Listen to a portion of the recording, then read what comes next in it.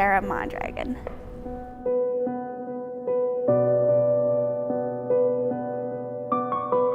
My family liked him because he knew how to manipulate them.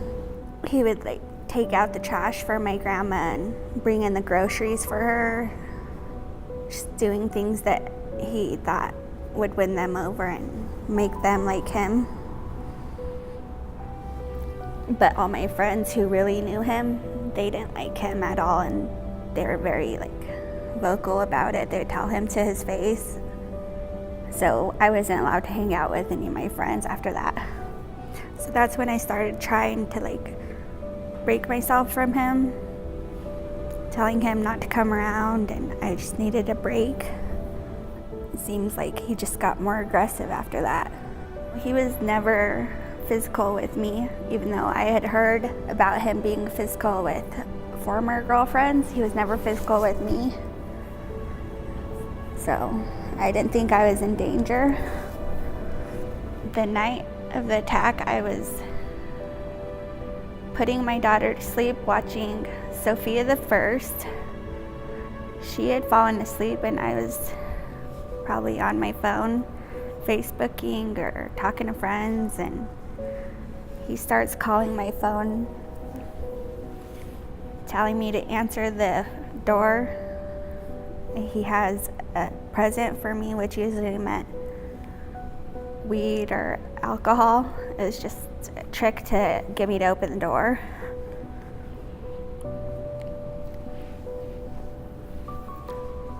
And I wasn't going to answer the door, so he kept calling, and I didn't want him to wake up my daughter, so finally just got up and went and answered the door. When I answered the door, I saw him with another friend on our doorstep, and right away that scared me because he never brought any friends to my house before. He knew that was against the rules. Nobody was allowed at my house. Right away he just pushed his way in, told me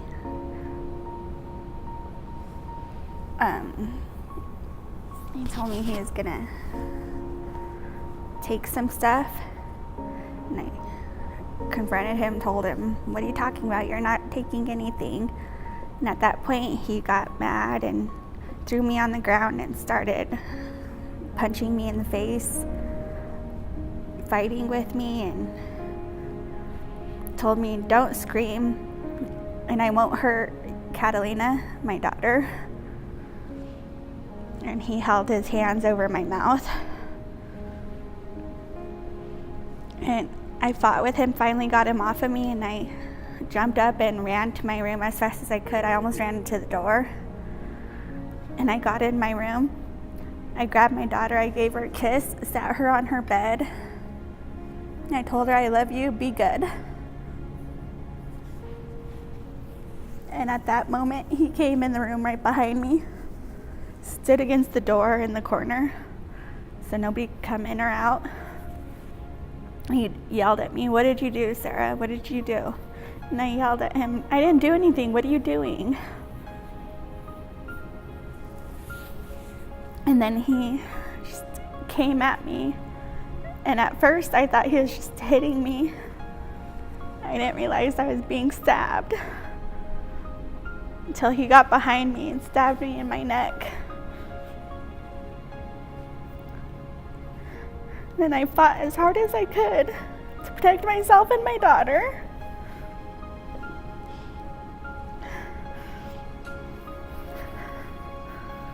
My grandma's name is Kathy Mondragon. Kathy Joanne Mondragon. There's not enough nice things I could say about her. After he was done with me, he went to her room and attacked her. And I just remember being scared, wanting to help her, but I didn't know what was going on. I never thought anybody would hurt her.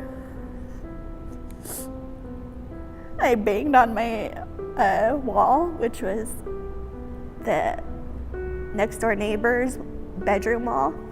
She didn't help us. Nobody helped us. We fought for a while. I fell to the ground, not being able to fight anymore. And while I was on the ground, pretty much dying, he stabbed me in the back. And my daughter, trying to help me, he grabbed her and threw her against the wall. And all I hear is, "Mommy, I hit my head, I need a Band-Aid, I need a Band-Aid." And I couldn't move. Everything was black and I was numb, I couldn't move.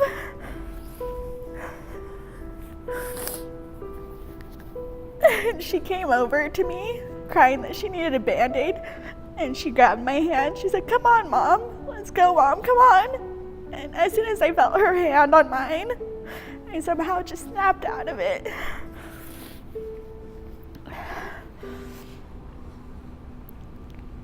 And she grabbed my hand and we crawled out of my room through my blood. It was so slippery that I just army crawled through the blood out of my room with her walking with me the entire time, saying, "Come on, Mom, come on, Mom." We crawled out of the room. We got to the living room and she brought me the telephone and I called the cops. The police got there and at that point I was laying in the living room on the floor and my daughter was right there next to me. She wouldn't leave my side. She even tried to take the phone from me to talk to the 911 operator. And she started screaming and crying when they walked in, but I just remember like a ton of lights. And I was just thinking, "Yay, I'm saved." And they just kept telling me, "You're okay."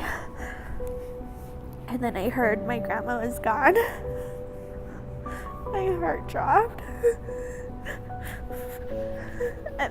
But I knew that me and my daughter would be okay. I was stabbed multiple times in the face and neck. I was stabbed in the carotid artery in my neck, causing me to have a major stroke. So I'm now paralyzed on my left side. I was stabbed in the eye, so I have a fake eye. And PTSD. I told the detective I will not testify unless I can walk up to the stand and testify, and with lots of physical therapy I did it. I walked up to the stand and I testified. I didn't let him scare me.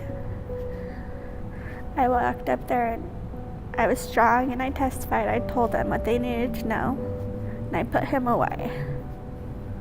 He got life. Plus many years. So he's never getting out.